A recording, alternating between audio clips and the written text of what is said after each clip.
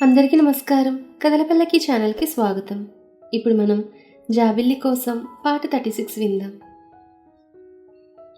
ఇలా అడుగుతున్నావు, ఎవరినైనా దూరం చేసుకున్నావా ఏంటి అని అడిగారు కృష్ణ చైతన్య. ఆ మాటకి వర్షిణి ఇషాన్ ఇద్దరూ అదిరిపోయారు. వర్షిణి నుదుటిని చెమటలు పట్టాయి. డాడీ మాటలు వింటే తెలిసిపోయినట్టే ఉందంటూ గుండె జారిపోయి భయంగా తండ్రి వైపు చూసింది. ఆయన ఇషాన్ వైపు చూస్తున్నాడు. అలాంటిదేమీ లేదంకుల్, ఊరికే అడిగాను, కంగారు దాచుకుంటూ అన్నాడు ఇషాన్. అంతేనా? నువ్వలా అడుగుతుంటే ఇంకేదో ఉందనుకున్నాను, నవ్వుతూ అన్నారాయన.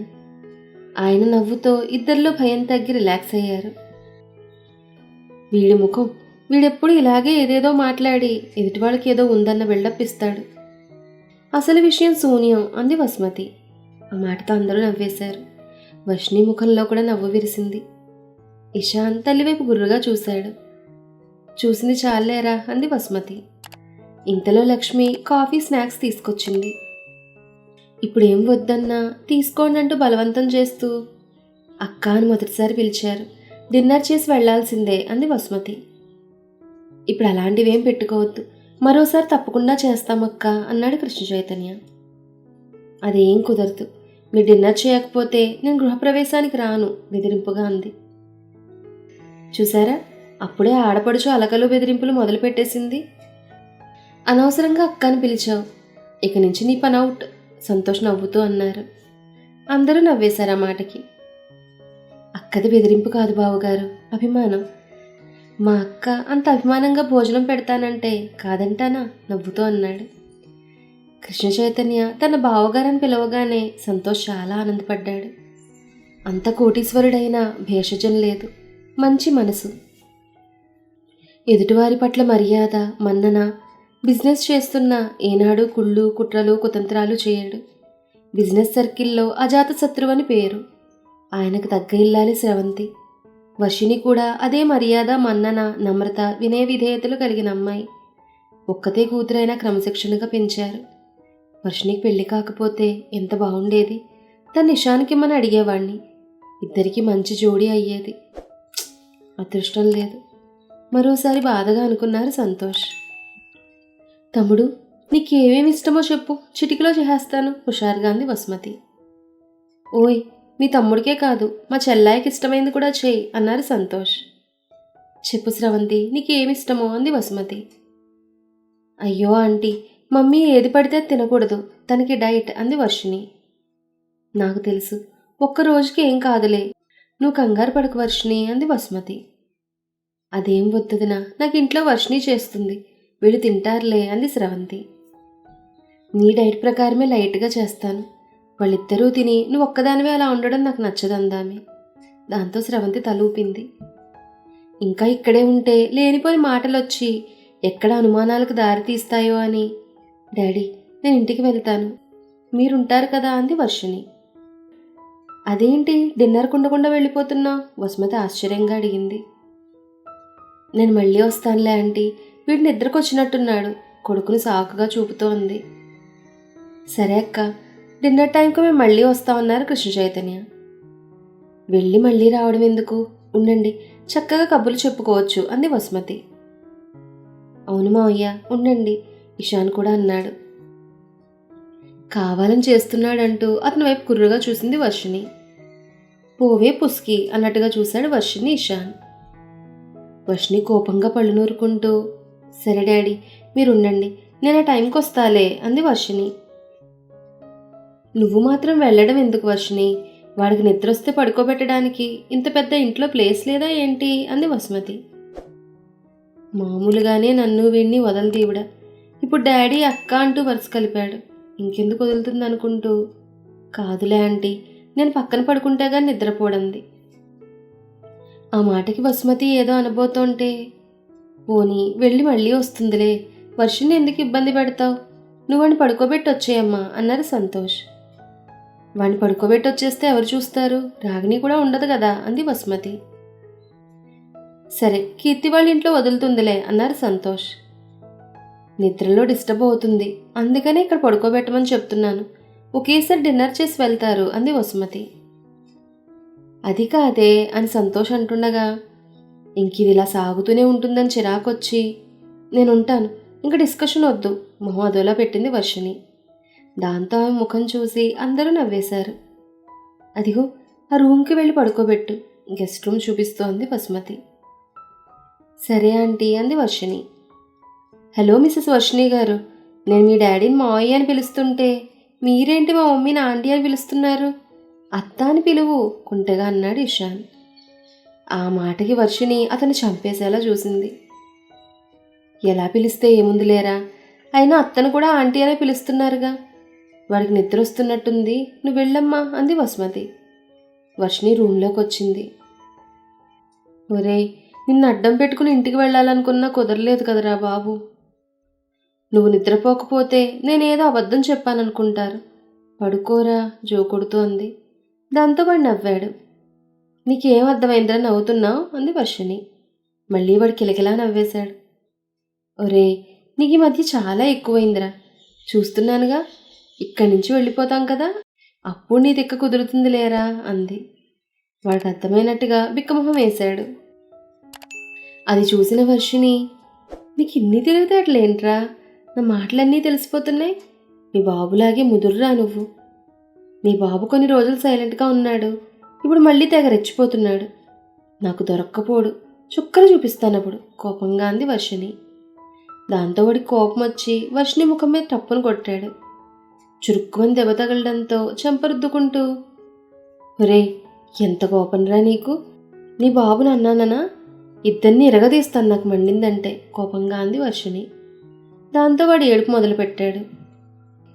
చేసిందంతా చేసి ఏడుపు ఒకటి మొదలు పెడతారు బాబు కొడుకులు, ఆపు అంటూ కసిరింది. వాడు ఏడుపు ఎక్కువ చేశాడు. బంగారం, వాడు ఎందుకు ఏడుస్తున్నాడు అంటూ స్రవంతి ఆమెతో పాటు వసుమతి వచ్చారు. వర్షిణి ఉలిక్కిపడి, ఏం లేదు మమ్మీ, నిద్రకొచ్చాడుగా అందుకే ఏడుస్తున్నాడంది. నిద్రకొస్తే ఎందుకు ఏడుస్తాడు అనుమానంగా అంది. ఏం చెప్పాలో అర్థం కాలేదు. నిన్నే వాడిని కొట్టావా ఏంటి కోపంగా అంది. అంత ధైర్యం నాకెక్కడిది, వాడే నన్ను కొట్టాడు క్రోషంగా అంది వర్షిణి. దాంతో వసుమతి పక్కున నవ్వింది. స్రవంతికి నవ్వొచ్చినా ఆపుకుంటూ, చిన్నపిల్లాడు, వాడు నిన్ను కొట్టడం ఏంటి విచిత్రం కాకపోతే, అయినా నిన్నెందుకు కొడతాడు అని అడిగింది ఆమె. నువ్వలా అడిగితే నేనేం చెప్తాను, నా మొహం చూస్తే కొట్టాలనిపించిందేమో. ఈ మధ్య మీ అందరినీ చూసుకుని రెచ్చిపోతున్నాడు రుసరుసలాడింది వర్షిణి. ఈసారి స్రవంతి కూడా నవ్వేసింది. చిన్నపిల్లాడు, వాడికి ఏం తెలుస్తుంది, ఆటల్లో తగిలింటుందిలే అంది. నేను చూస్తున్నాను, నాకంటే వీడే నీకు ఎక్కువయ్యాడు, వాడు ఏం చేసినా వెనకేసుకొచ్చి నన్ను తిడుతున్నావు అలక్క అంది వర్షిణి. అయ్యో బంగారం, వాడు పసివాడు, ఏం తెలుస్తుంది వాడికి, ఇక నుంచి నిన్నేమననులే. ఇక నుంచి మమ్మీనేమనకు, నీ జట్టుండదు, నీకేం చెయ్యదు బుజ్జగిస్తూ వాడికి చెప్పింది స్రవంతి. వాడు పెద్ద బుద్ధిమంతుల్లా తల ఊపాడు. చూసావా మమ్మీ, వీలేడు, వీడికి అన్నీ అర్థమవుతున్నాయి. ఇందాక నన్ను అలాగే కొట్టాడు కంప్లైంట్ చేసింది వర్షిణి. అంటే వాడు నువ్వేదో తిట్టావన్నమాట అంది స్రవంతి. దాంతో దొరికిపోయినట్టుగా చూసింది వర్షిణి. వాడు ఊరికే ఎందుకు అలా చేస్తాడు, నా బంగారు కొండ ముద్దులు కురిపించింది స్రవంతి. వర్షిణి ముఖం ముడుచుకుంది. వర్షిణికి ఇంకా చిన్నతనం పోలేదు. బాబుతో పోటీ పడుతుందంటూ వసుమతి నవ్వుతూ అంది. అదేం లేదా ఆంటీ, వీడెంత జాదూనో మీకు తెలియదు బొంగమూతి పెట్టింది వర్షిణి. దాంతో ఆమె నవ్వేస్తూ, నేను పడుకోబెడతాను ఇవ్వ వర్షిణి అంది వసుమతి. వద్దులే ఆంటీ, నేను పడుకోబెడతాను, మీరు పనుంటే చూసుకోండి అంది. అవునవును, డిన్నర్ ప్రిపేర్ చేయాలంది వసుమతి. మమ్మీ నువ్వు కూడా వెళ్ళు, వీడు నేను పడుకోబెడతానులే అంది.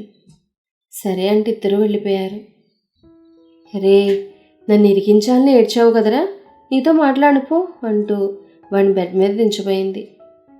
వాడు తల్లి మెడ చుట్టూ చేతులు వేసి చెంపల మీద ముద్దు పెడుతున్నట్టుగా సొల్లు చేశాడు. నన్ను ఎలా ఐస్ చేయాలో నీకు బాగా తెలుసురా అని మురిపెంగా అంటూ వాడి బుగ్గలపై ముద్దులు కురిపించింది. రేయ్, నువ్వెంత ఏడ్చినా మీ బాబుని మాత్రం వదలనురా, ఇది మాత్రం గ్యారెంటీ కచ్చగా అంది. వాడీసారి నవ్వుతూ తన ఆమోదం కూడా తెలుపుతున్నట్టుగా తల్లి గుండెల్లో ఒదిగిపోయాడు. దాంతో వర్షిణి సంతోషపడుతూ, నా కొడుకు అనిపించావు, కానీ మధ్య మధ్యలో ఎందుకురా అలా చేస్తావు బొంగమూతి పెడుతూ అంది. దాంతో వాడు కిలకిలా నవ్వేశాడు. ఓ గంట తర్వాత వంటలు రెడీ అవ్వడంతో సరదాగా మాట్లాడుకుంటూ డిన్నర్ చేసి ఇంటికొచ్చారు వర్షిణి వాళ్ళు. ఆ మన్నాడు మీటింగ్ పెట్టాడు ఇషాన్. మరో 2 రోజుల్లో ప్రొడక్ట్ లాంచింగ్ కావడంతో రివ్యూ చేశాడు. ఇది చాలా ప్రెస్టీజియస్గా అందరూ తీసుకోవాలి. దీనివల్ల మన కంపెనీ గ్రోత్ అవుతుంది.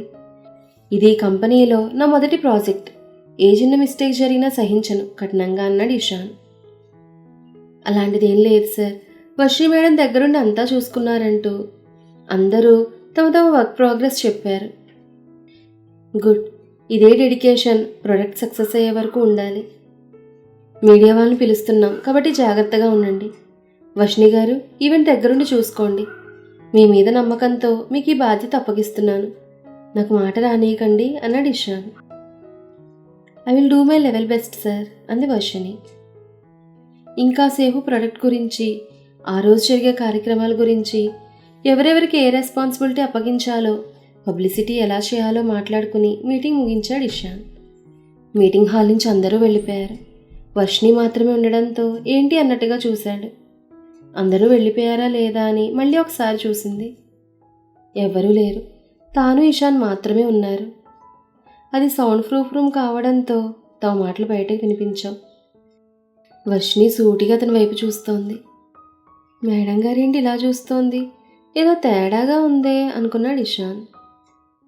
ఏంటి సైట్ కొడుతున్నావు, అంత నచ్చానా అల్లరిగా అన్నాడు ఇషాన్. షటప్ అంటూ ఉరిమి చూసింది వర్షిణి. ఏంటి తెగ రెచ్చిపోతున్నావు కోపంగా అంది. నేనేం రెచ్చిపోయాను, మీటింగ్లో మాట్లాడాను అంతే కదా ఆశ్చర్యంగా అన్నాడు ఇషాన్. మీటింగ్ గురించి కాదు, రాత్రి ఏంటి మా డాడీని మావయ్య అని పిలుస్తూ రెచ్చిపోవడమే కాక మీ మమ్మీని నేను అత్తయ్య అని పిలవాలా కోపంగా అంది. ఇదా సంగతి, మేడం గారికి బాగా కాలినట్టుంది.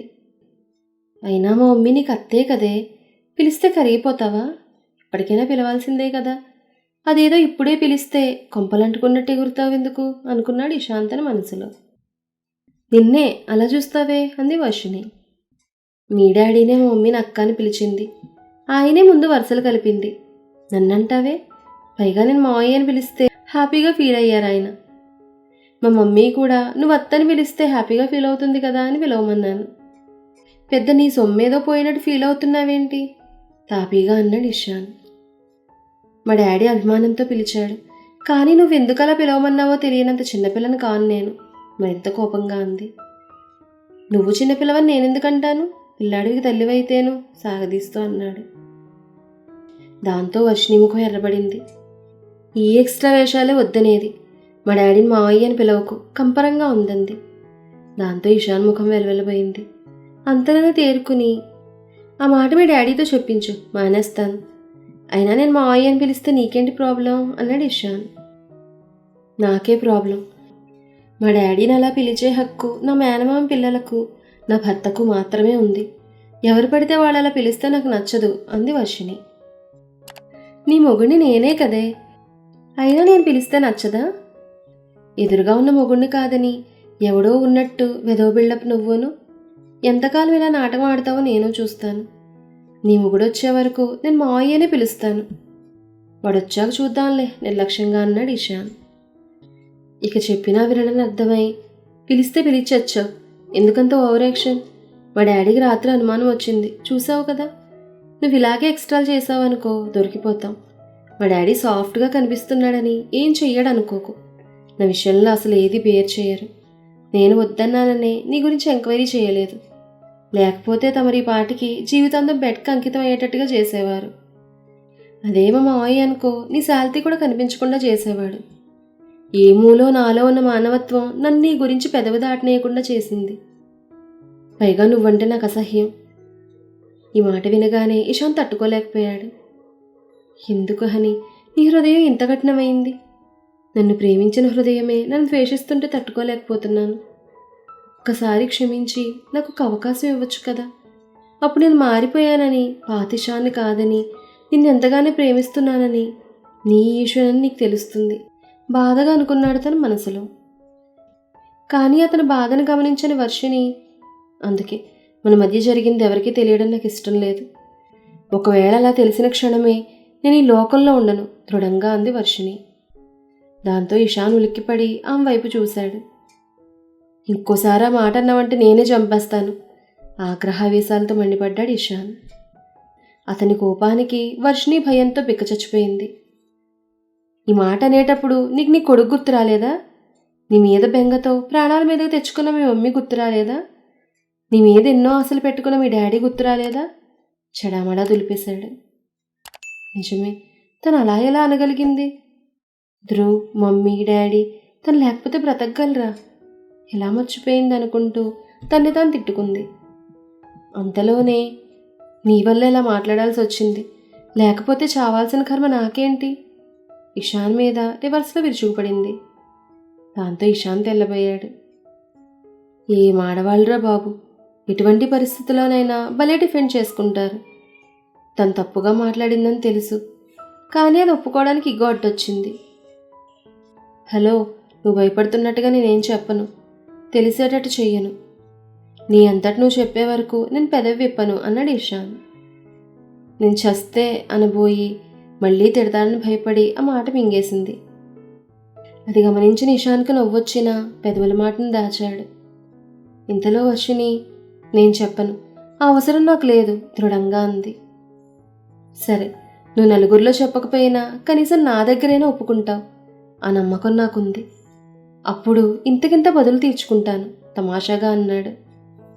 కలలకంటూ ఉండు, ఇంకో 2 రోజులైతే నీ ముఖం చూసే బాధ కూడా నాకు తప్పుతుంది సంతోషంగా అంది వర్షిణి. అవును కదూ, ఇషాన్ ముఖంలో బాధ తొంగి చూసింది. ఇక హనీని బాబుని చూడలేనని బాధగా అనుకున్నాడు ఇషాన్. మరి తర్వాత ఏం జరిగిందనేది నెక్స్ట్ ఎపిసోడ్లో తెలుసుకుందాం. ఈ కథ మీకు నచ్చితే లైక్ చేయండి, షేర్ చేయండి, కామెంట్ చేయండి. అలాగే మన కథల పల్లకి ఛానల్ని సబ్స్క్రైబ్ చేసుకొని పక్కనే ఉన్న బెల్ ఐకాన్ని క్లిక్ చేయడం మాత్రం మర్చిపోకండి. ధన్యవాదాలు.